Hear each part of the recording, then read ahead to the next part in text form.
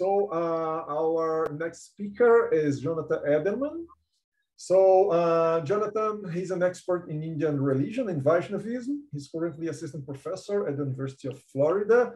His publications include Theology and Biology, the Bhagavata Purana and Contemporary Theory, published by Oxford University Press. It was reprinted by OUP India in 2020. Jonathan, he's going to speak about happiness in the hierarchy of being, Jīva Gosvāmin and Aquinas on the ultimate goal. So, Jonathan, the floor is yours. Can you hear me okay? Yes, you are going to present, you're going to share your screen? Not necessary. I'm mainly going to just be talking from a paper, but I've also put in the chat a link to a draft form of it at academia.edu. You have to be a member, unfortunately, to get in, but the membership is free. But if you're not, then that's fine too, because I'm mainly just going to be working from that, if that's okay. Okay, well, thanks to the organizing team for putting this together. This is a really important project. I'm really pleased to be involved. So the topic here that I've developed is kind of based on the fact that Gaudiya Vaishnava studies, or the study of the Bhagavata Purana and sort of the 15th, 16th, 17th century commentaries on it, is a developing, emerging field, but there's actually very little comparative work done between it. And that's just not true for other Indian religions. There's plenty of comparative philosophy and comparative religion that's been done, especially with South Indian Vaishnavism, Sri Vaishnavism, Buddhist philosophy, Chinese philosophy. So I wanted to get involved with this as an attempt to kind of fill what I saw as a need for some kind of pointed comparative work. And I chose Aquinas and Jīva because the more I read them side by side, and this is kind of one of the things I want to demonstrate here, is that I saw two people that obviously never knew each other and probably never really read each other in any real sense of the word, but nevertheless seemed to think through problems and deal with issues of theism, God, and epistemology and ontology and things like that, basic philosophical issues. They seem to deal with them in very similar sorts of ways. And the more I read them side by side, I saw that they were kind of kindred spirits, although in very different religious traditions. So another question I have, and I've had for many years, and this has come up in various forms in published publications, not just my own, is what exactly do we call people in India? Are they philosophers? This is a whole debate. It's mainly past right now, and we admit that there are philosophers in India. Are they theologians? If they are theologians, what kind of theologians are there? There's so many different types of theology. So the other question I wanted to resolve was to kind of take a classical, somebody well known in the West, and really do a pointed comparison between Aquinas, such a well-known person, and an Indian thinker, and get into the details of how they think through issues to really flesh out this kind of question. Are they philosophers? Are they theologians? If so, what kind? The third kind of underlying goal or purpose of this paper was to think about the bhakti movement, which is a term used widely by people that study Indian religion. This is, broadly speaking, Hindu, Buddhist, Jain, who have seen a pattern of development where this concept of bhakti or devotion, called different things, sharanagati and all different sorts of words, spreads throughout India. The more I looked at Aquinas, and the more I'm delving a little bit into China, a kind of underlying research question here, and I think Purushottama maybe touched upon this a little bit as well, is how far was the reach of this so-called Bhakti movement? When did it begin? Who influenced who? And really getting in again into the particulars of how people who advocate, and that's what I'm going to argue here, Bhakti or love of God or some kind of divine vision of God that's based on some kind of love or reciprocal feeling. How widespread was that and how similar were these patterns of development that took place between India and Europe in this case? Okay, so that's the wide framing of my questions here. Well, I guess there's one other thing I should mention too. As I'm doing this comparative work, I'm looking at the basic objection of why do a comparative project at all? Some people, especially I think people who work on India, there is some kind of a pushback, like you should just study India if you're, it's good enough if you can master and become an Indologist and you can understand a particular Indian text and its language and all of that. That's kind of good enough. And some people say, well, what really is the goal here? So I've got 4 different arguments about why comparative reasoning is a good thing for and can invigorate our understanding of Hindu theism and Indian religion, philosophy of religion. The one that I wanted to emphasize here is the issue of translation, because translation is inherent in this project. We're talking in English. We're going to be, translating Sanskrit texts into the English language. And that implies a kind of knowledge of the translation language itself. For example, when we talk about Shraddha, which is faith or conviction, cognate with our English word heart and credo. Is it properly translated as faith? Well, what faith are we talking about? Whose faith? How do other thinkers in the West flesh out this term? That's not really the specific goal of this paper, but it is just an instance of how and why and a deeper understanding of the language into which one is translating a Sanskrit text can be invigorated by comparative reasoning, because it gives you this deep and specific knowledge of the language into which you are translating. So it kind of, the argument that I'm making is that translators could, or maybe even should, have this kind of deep understanding of both of the languages. And I know that makes the project doubly hard. I don't know if doubly is a word, but it makes it twice as hard, because now you're saying, hey, not only master a Sanskrit text in its language, but also have a good understanding of particular European thinkers who've used the words that we're using to translate. All right, so onto the content here. And I want to leave plenty of time for questions and answers, because this is a project that's in the works and I want to get your feedback.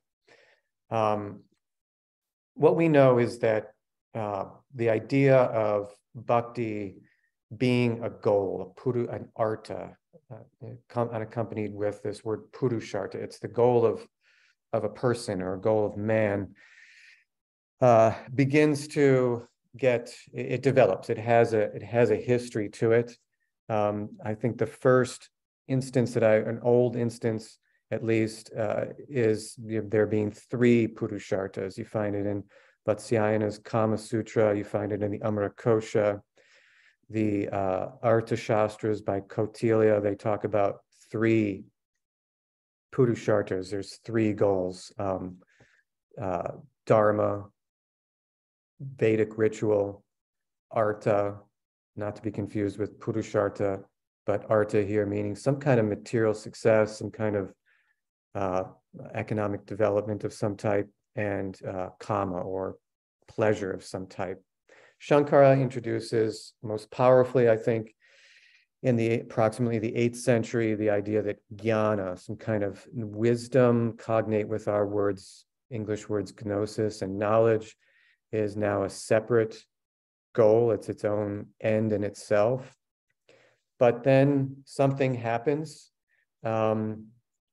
And I think the first instance I found is this with a fellow named Gyaneshvara in the late 13th century, or Gyanadeva, who in North India, at least, is the first person to use this term bhakti as its own, or devotion as its own separate purushartha. It happens earlier in the South, mainly with the Shaiva tradition, where devotion to Shiva becomes its own separate goal of life.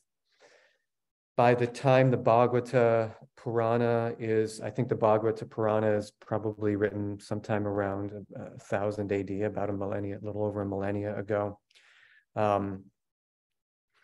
It's, I think, fairly well instantiated in culture broadly. The Gaudiyas, who I'm going to be talking about in a moment here, bhakti is well established as a goal. Srinath, who is an early Gaudiya, Srinathji, or talks about it in his Chaitanya Mata Manjusha. He talks about bhakti, or divine love. Priti is a separate goal. It's the Mahan, it's the great goal. And then Jīva, the person I'm going to be talking about in a minute here, he really takes this concept of bhakti as a purushartha and develops it. On the other side, Aquinas, he obviously doesn't use the word purushartha, and he doesn't talk about bhakti as a specific goal, but if you look at some of his arguments, he is positioning his own thought over and against Aristotle, primarily.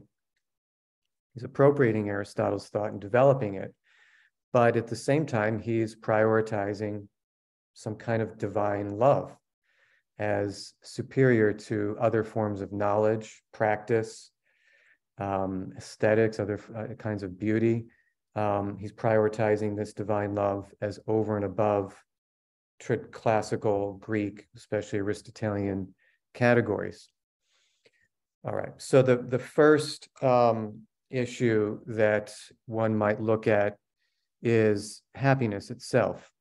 Both people, Jīva and Aquinas, say that happiness, some kind of bliss, eudaimonia, is the goal of human life, because happiness is an inherent, for Aristotle, this is something that's inherent good. It's not, you don't achieve happiness in order to achieve other things, right? You don't get money, whereas you try to get money or other goods in order to achieve happiness. Happiness is the only thing that we can say is it's its own end in itself. The Upanishads, I think, largely agree with this. Jīva and Aquinas, however, take this idea. They both say, Jīva says this in the opening passages, for example, of his Priti Sandarbhas, the last of his 6 essays. He says, Priti, divine love, some kind of a form of bhakti, devotion, is the highest form of happiness, and it trumps all other forms of happiness. So he uses this kind of this definition of happiness to juxtapose, or to put on a lower level other purusharthas, kama, for example, artha, and jnana. He says these are all forms of happiness, but they're lower forms of happiness.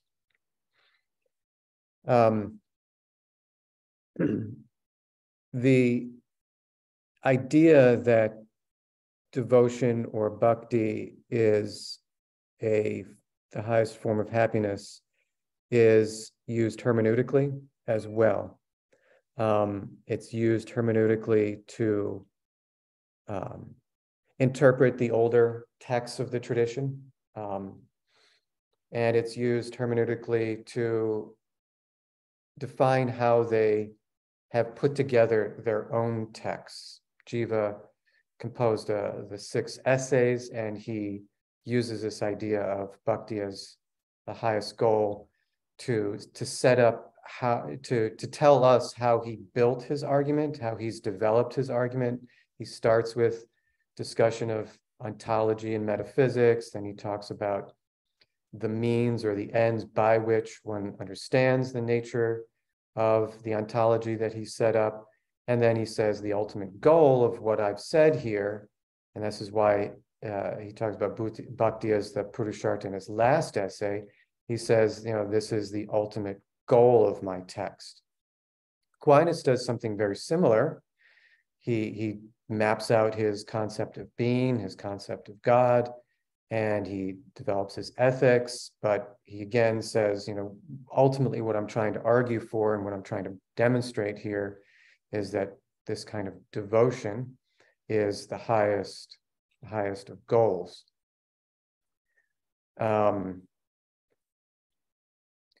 We could look at how they want to do that in a little bit more detail if you would like, but the topic I wanted to focus on here, because it directly relates to the concept of God, the overarching theme of this conference, is that it's also true that the way that they prioritize a particular form of happiness, having established that happiness, again, bliss, eudaimonia, ananda, and these different things, these different terms, the way that they establish this as the highest form of happiness is by examining for Jīva a kind of Vedic and post-Vedic cosmology. And for Aquinas, it's by looking at the virtues in Greek thought. Okay, so for Jīva, he goes to the Taittiriya Upanishad. This is from the second book or chapter and the first part of the second book, where the Taittiriya Upanishad itself, it examines different types of happiness. It starts with the well-educated Brahmin male who's knowledgeable of the Vedas, and he says this is, if we consider this one unit of happiness, the Taittiriya Upanishad says, then we can move upward in this scale, and it goes in quite a bit of detail. It starts with the Gandharva, the human Gandharva, which, if you look at it, it's kind of almost like a rock star, this human Gandharva.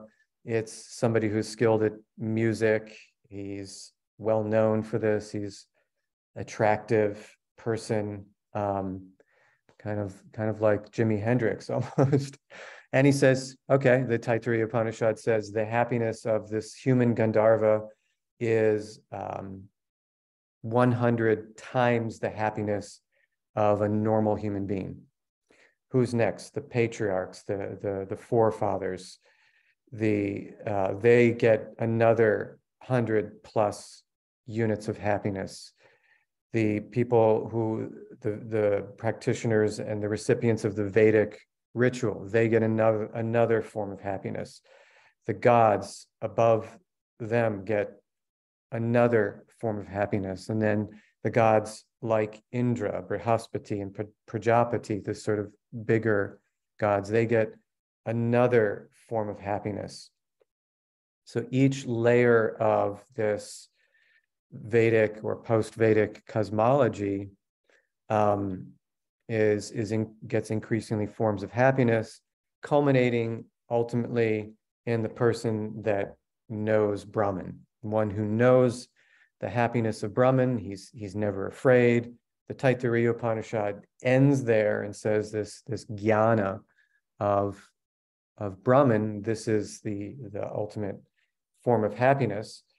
Jīva, who's writing in the 16th century, immersed in this world of bhakti, immersed in the Bhagavata cosmology, which prioritizes kind of a Trinitarian, we could almost call it. I'm using that word very consciously. The Bhagavata articulates a kind of Trinitarian theology in which Brahman, Paramatma, and Bhagavan or Bhagavat are part.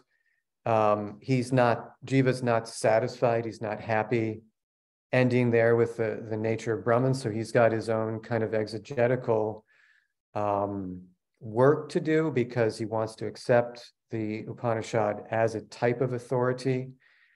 but he doesn't want to end the story there.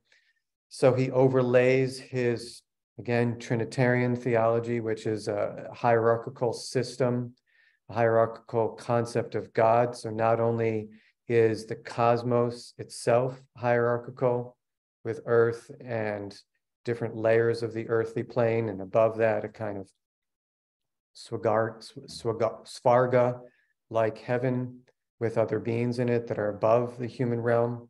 But even within his concept of God, there's a hierarchy. So now Brahman is kind of ground level. He's familiar with the Advaita Vedanta tradition, which I think we're going to be hearing about next. He's familiar with this. He doesn't really discount it as, he does sort of, and that's another discussion, but he doesn't really say this knowledge of Brahman that's espoused in Advaita Vedanta. He doesn't say it's false, but he says it's just really the beginning. He says the next layer, and this is something he's getting from Sridhara, one of the early Bhagavata commentaries. He says the next layer above that is the Paramatma, which is an indwelling God. He is a panentheist in that sense, to pick up on some points there from Purushartma. He says that this Paramatma is more or less responsible for the development and construction of the physical world through his powers, his shaktis, and the embodied souls, the jivas, and the world itself are the powers of this Paramatma. And the yogic tradition, this is primarily Patanjali's yoga system. He says those that practice this form of yoga, they get a kind of knowledge of this Paramatma. Again, not the highest. He says the Bhagavat or Bhagavan. The Bhagavat is what I'm translating. I'm thinking about the way to translate this now is God as fully manifest. This is the innate features of God's being. He agrees with Shankara and others that God, conceiving of God as the creator, as a Paramatma, as he would call it, this is an accidental, again, importing Aristotle's terms here consciously, kind of an accidental property of God because it comes and goes. Sometimes the world is there, sometimes this world is not there. Jīva espouses this kind of cyclical periods of creation, sustenance, and destruction, and then there's a rest period and the whole system kicks in again. So there are times when the world is not there, and so the Paramatma is not as active. So he says really this knowledge or understanding of a Paramatma is you're just having knowledge of an accidental property of God, whereas the knowledge of Bhagavat is knowledge of God's own innate, intrinsic, inalienable, if you will, properties. And this is really what we should be aiming for. And therefore, this is also the type of happiness he grants, the knowledge and the state, if you will, of knowledge of Brahman. He acknowledges that is a form of bliss much higher than any of the bliss you can find in the physical world. He admits that the knowledge of Paramatma is a form of happiness, but this happiness of Bhagavat is the next form, the highest form. You find a very similar dichotomy within Aquinas' thought between two folds of two types of happiness, or he calls it beatitude. There is the happiness that's proportioned to human nature, and it's the happiness that one can attain through virtue, and there's different types of virtue that again are loosely, but also a kind of innovation on Aristotle's type of thought. But beyond the human material virtue, there is a higher form of beatitude, a higher form of happiness that is obtainable through the divine power, through God's, through knowledge of a vision, a visio of God's being. And this is only really obtainable through participation within, through some kind of vision or love that's granted by grace with the highest God, with God. Not something I work out in the paper itself, but of course, Christians also have a Trinitarian theology, concept of God. Not something I've discovered yet, but do they look at, and this is maybe a question for the philosophers working in Christianity here, do they ever look at the multifaceted nature of God's being in a hierarchical way and argue that this type of happiness that one has in participation with God through a divine vision of God, is this also something that can be talked about or arranged in a hierarchical structure? So, I think coming back to the issue of translation,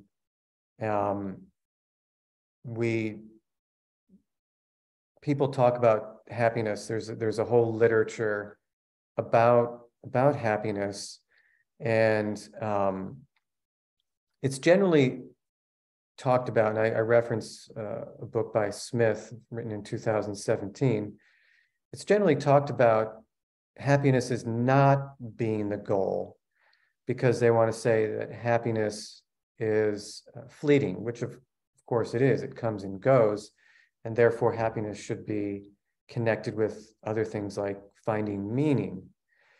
That's interesting because when the scholastic thinkers that I've talked about, they would agree with that to some degree, but arguing that, well, the type of happiness that would be fleeting, that would be something that can come and go, that's not the type of happiness that we're talking about. And they would agree that happiness is also connected with meaning, not only the meaning of texts and how you interpret them and how you interpret the intellectual history of your tradition, but it's other types of meaning as well.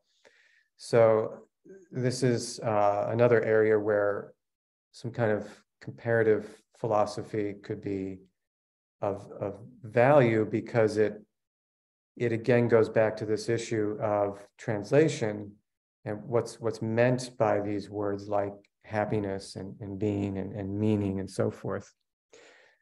That was considerably shorter than the last talk, but I think I want to stop there for, okay, my 20 minutes passed, so I want to stop there and open up for questions. Sorry, I was looking at my screen. I didn't see that until just now. I'll stop there. Thank you. Okay, thank you very much, Jonathan. Thank you. So we have one question. Jelena, go ahead. Oh, no, you're just clapping. I'm sorry. Okay, questions? So I will ask a question myself. Well, first of all, thank you very much. Very, very, very interesting. And this is something we really need, this comparative work. You gave some reasons. I could give more. But anyway, so I don't know if I missed something, but of course, one of the main issues that you deal with is happiness, and the idea that in Aquinas and Jīva, in both of them, happiness appears as one of the goals, and then you move to their concepts of God.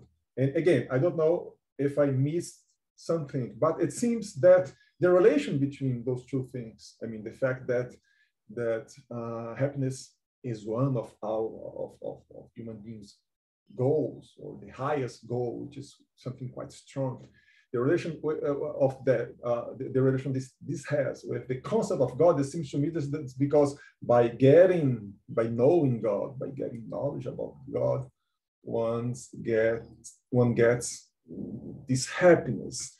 But I was just wondering if there is some more, if there's some deeper connection between happiness as one of human beings' goals and the concept of God. For instance, you correct me if I'm wrong, but we know that in Gaudiya Vaishnavism, that there's a very strong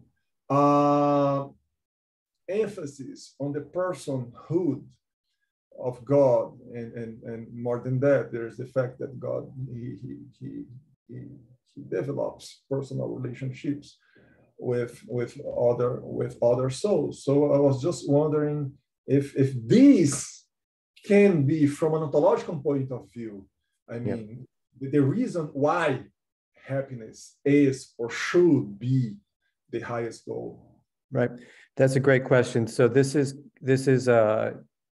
the first section of a book chapter, of a chapter of a book I'm writing on this. The second section, it addresses that issue. And the question is beauty, or the answer rather is beauty. There was a discussion in medieval philosophy of, Augustine asked the question, do I have the perception of the beauty of the world and of things because beauty is there, or because is this something about me that I perceive it that way? Aquinas answers that in the De Veritas, and he argues that the notion of God being as one is a transcendental property of God. This is something that a word we use to define God, but so is beauty. So is beauty. Beauty is also a transcendental property. That's how Umberto Eco at least translates a modus. It's a mode of God's being. It picks out, the word beauty picks out a feature of God's being. Something also happens there in Gaudiya philosophy prior to the Gaudiyas. The first person I know of, I think he's actually very influential on the Gaudiyas, is Sridhara Swami, who wrote a commentary. It's not the oldest commentary on the Bhagavata Purana, but it is by far the most influential commentary on the Bhagavata Purana. I think he wrote it sometime in the early 1400s. Still unclear, but he moves along, and Rupa takes this up, and Jīva gets it from Rupa, this idea that God's murti, his form, his being, some kind of the nature of God's being is rasa amrita. He uses amrita here, means literally undying. I know amrita is associated with various forms of drinks, and it has this whole mythological connotation with the churning of the ocean of milk, some kind of beverage that one would drink that would give you divine visions, may have been associated with psychedelic use, may have come out of psychedelic beverages of soma and homa and goma and these types of things. But I think in Sridhara, it means something a little bit more philosophical, rasa amrita, as an undying or unchangeable, maybe we could say a non-accidental property of God's being. This idea then is that for Jīva that develops, that the beauty of God, the ability to experience God as beautiful in different sorts of ways, is there. We have that experience, and he takes the whole Indian tradition of rasa philosophy. We're able to have that experience because it is of God's nature. It's kind of built into an inalienable feature of God's being. So that's the deeper connection that you're right, I didn't articulate in this particular paper, but I don't know if that satisfies your excellent question. It's a very you were following my logic, my thinking too. That was my question as well. I think the answer is the beauty of God, the beatitude, of God, or the rasa amrita murti, the nature of God's being as inherently beautiful, which is unique. I mean, not everybody's going to say that. I don't know what Starneshwara G has lined up for us, but I think that would be something that Shankar would not admit. He's much more reduced, right? The really only the thing we can say about the ultimate nature of Brahman is that Brahman is. It possesses unlimited truth and being, but not much more than that. So I see there's some other questions. So yes. Yeah, thank you so much. Alan, Rud, he asked me to ask a question before you raised your hand. Okay, please. So go ahead, Rud. Thank you, Ricardo. Thank you, Jonathan. Good talk, interesting. Thank you. One question about bhakti and the relation to Ananda. I always saw bhakti as a method, a path, a yoga, next to paths like jnana, path of knowledge, and next to like karma yoga, the path of selfless service or surrender or that kind of thing. And that Ananda was the goal of all those paths. So different paths up the mountain, but only one top. That's one question. The other is about Ananda self. You translate it as happiness, and I'm tempted about that as well. I try to formulate a positive take on Buddhism and called it happinism, to turn suffering around into happiness, and it's basically the same thing, but sounds much more positive. On the other hand, it turned out to be quite misleading in the sense that Westerners, at least, think of happiness as something positive. And if something goes up, it must come down. So then it becomes a pleasure-pain type dualistic principle. And I think Ananda, although it's often translated as bliss, right, is closer to contentment as a neutral.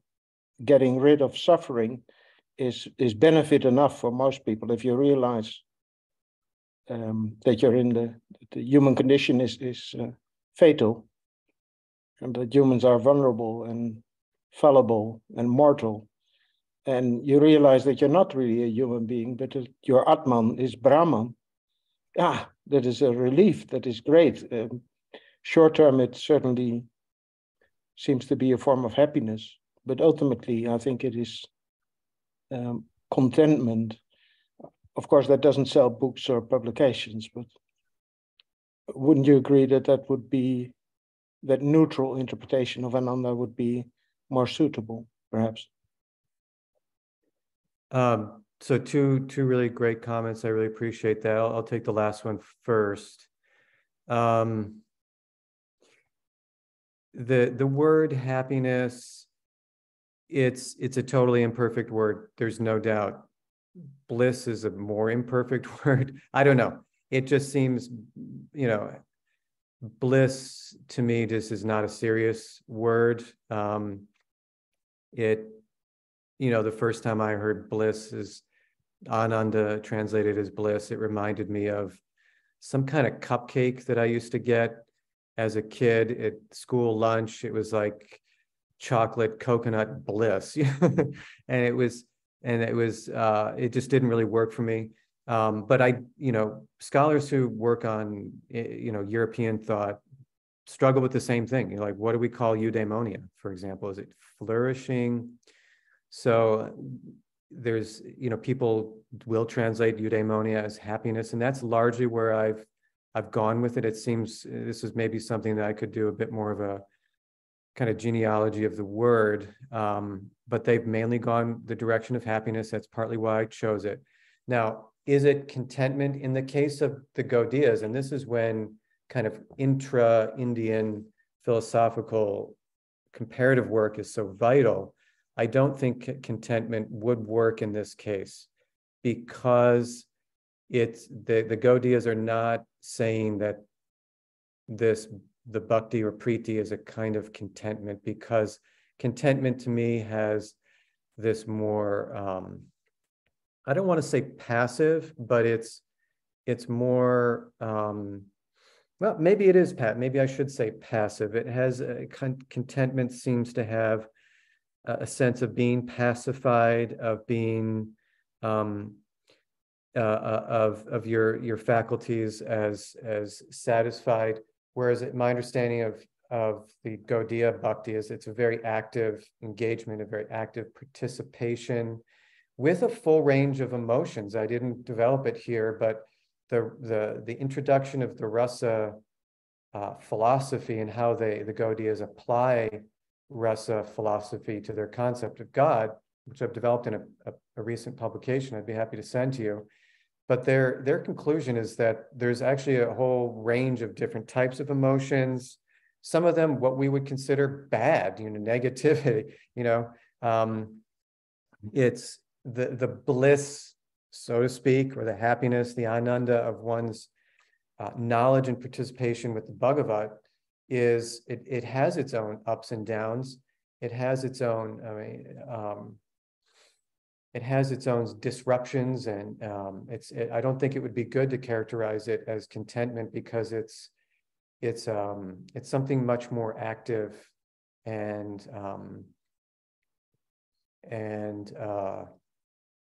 colorful, I guess, almost is the word that's coming to mind. Yeah, please. I see your finger. Yeah. Yes. If I may comment a little bit on that. I think in many Hindu scriptures, they define the purpose of it all, the escape from the cycle of birth and death, of the end of believing yourself to be a human being. And that it does not result in happiness for the human being, of course. And the other thing, arguing for contentment or satisfaction, maybe the middle term, is that it's often the absence of desires and fears. Yes, which sounds again, mediocre to again, that would not work in this case. And I don't think it really works in the case of Aquinas either, because it's this participation in the being of God, the vision of God, the love of God is very participatory. It's rooted in desire. It's an elevated form of desire, but it's a mutual desire between the two, God and being. Yeah. If I may, I totally. If you allow me, we have one question, a very good one in the chat. I would like to read it. I would love to follow up on with you on this. Okay, and again, Ruth. I mean, in the end of the session, if you have time, we are going. Thank you. Those are the exact questions I'm asking. I appreciate the feedback. Okay. So the question is by Juan Morales. Thanks you. First, the question is how to compare Aquinas and Jīva's conception of happiness in reference to the personal connection between Krishna and his devotees that is implicit in the achievement of that goal for the second. How can we characterize the personal interaction between God and his devotee in Aquinas' conception? I think that's his question. Okay, this is another great question. And this I address, the bit I've given to you here is kind of midway through the book. And in the first part of the book, I look at Aquinas's view of sacred doctrines, Sacra Doctrina, and the Gaudiya concept of bhakti as yadrichaya, as something that I've translated as spontaneously develops. So for Aquinas, there is this, the teaching of the sacred doctrine is something that occurs prior to any kind of theological instruction. It's a give and take. Gilby, who was, I think I said his name right, who is an early translator, he gave a nice translation of the Summa Theologica with the Latin and the English. There is one of, I think he was an Oxford Black Friar or Grey Friar, in the 1950s and 60s. But he talks about this Sacra Doctrina as a kind of give and take that occurs between the individual, mediated through the non-Christian and the Christian and God. And it's something that he emphasizes, it's not something that one has a qualification for. It's distinctly, there's nothing you can do in order to get the sacred doctrine. And because it is, again, this is rooted in a kind of concept of God as freely giving grace to individuals, irrespective of their caste, their creed, to introduce some terms that we use in India, but it's given to them irrespective of their intelligence and physical appearance and so on and so forth. You find a similar thing among the Gaudiyas, that they frame it in their own terms, but the Gaudiyas are very clear that the nature, you obtain bhakti, you feel these feelings of devotion for God, not because you've perfected karma, you've done the Vedic ritual, not because you have instantiated yourself in jnana. Those things have no bearing on it. It's not because of varna. This is a real kind of smack in the face of Indian culture. It's not because of your caste. It's not even because of your sex or gender. They're very clear. It's not because you're a man or a woman either. It's something that is given freely by the devotee, by the Vaishnava to the non-Vaishnava. So it's free and open to all. So I again found a kind of, not only a similar way in which they set this up, this situation up, because they both say that it's freely given, but they also set it up as a kind of pre-theological, pre-philosophical occurrence. It's something that this implementation of the sacred doctrine occurs prior to any kind of real instruction. You're not taught bhakti and then you decide to become a bhakti. It's something that occurs. I'm translating it as spontaneously. I don't know if that's a perfect word or not. That's my. Thank you very much. Thank you very much. Oh, our time is up. Alan, could you, frame your question very, very briefly? No. I'll ask you later. How's it going, Jonathan? And see you for a while. Great to see you. Good to see you. Good. From afar. So we haven't got time. So I'll ask you later. It's no okay. problem. Cheers. Okay. Thank you for understanding. Okay. Thank you very much, Jonathan.